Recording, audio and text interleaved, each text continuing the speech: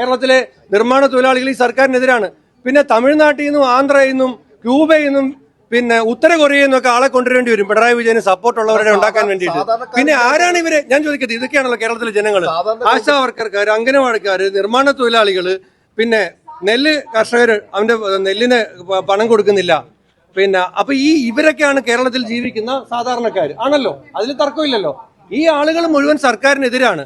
പിന്നെ ഈ സർക്കാരിന് എന്തോ തരത്തിലുള്ള വലിയ പിന്തുണ കിട്ടുന്നു എന്ന് പറയുമ്പോൾ അത് എവിടെയാണ്? ഉത്തര കൊറിയ എന്നും ക്യൂബയിൽ നിന്നും ആയിരിക്കും, അല്ലാതെ കേരളത്തിൽ നിന്ന് കിട്ടാൻ വഴിയില്ല.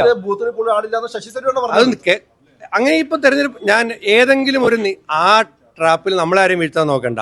ഏതെങ്കിലും ഒരു നേതാവിന്റെ പേര് പറഞ്ഞിട്ട് അതല്ലെന്ന് ഞാൻ പറയുമ്പോൾ അദ്ദേഹത്തിന് ഞാൻ എതിരെന്നും പറഞ്ഞ് വാർത്ത കൊടുക്കാനല്ലേ. ഒന്നാമത് ഞാൻ അത്രയും വാർത്ത കൊടുക്കാൻ വലിയ ആളല്ല. എന്നാൽ പോലും അങ്ങനെ പറഞ്ഞ് അതിലേക്ക് വീഴ്ത്താനും നോക്കണ്ട. നിങ്ങൾക്ക് ഇന്നത്തെ മീറ്റിംഗ് കഴിയുമ്പോൾ ഒരു കാര്യം മനസ്സിലാവും. കേരളത്തിലെ കോൺഗ്രസിൽ അഭിപ്രായ വ്യത്യാസങ്ങളില്ലാതെ ഒറ്റക്കെട്ടായിട്ട് എല്ലാവരും പോകുന്നതാണെന്ന് ഇന്നത്തെ മീറ്റിംഗ് കഴിയുമ്പോൾ മനസ്സിലാകും.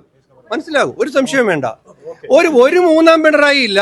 ഐക്യജനാധിപത്യ മുന്നണിയുടെ ഗവൺമെന്റ് 2026 ഇവിടെ അധികാരത്തിൽ വരും. ഈ കേരള ഹൗസിലെ ജീവനക്കാരോട് ചോദിച്ചു, 10-26 പേര് പാവപ്പെട്ടവരെ സ്ഥിരപ്പെടുത്താതെ ഇവിടെ 40 ജീവനക്കാര്, അവർക്കെതിരെ ഹൈക്കോടതിയിലും സുപ്രീം കോടതിയിലും കേസ് കൊടുക്കും. ഈ പാവങ്ങൾ ഈ കേരള ഹൗസിലെ 40 ജീവനക്കാരെ സ്ഥിരപ്പെടുത്താൻ വേണ്ടി നിൽക്കുക. ഇത് കേരള ഹൗസിലെ അവസ്ഥയാണെങ്കിൽ കേരളം മൊത്തം എന്തായിരിക്കും സ്ഥിതി എന്ന് ആലോചിച്ച് നോക്ക്.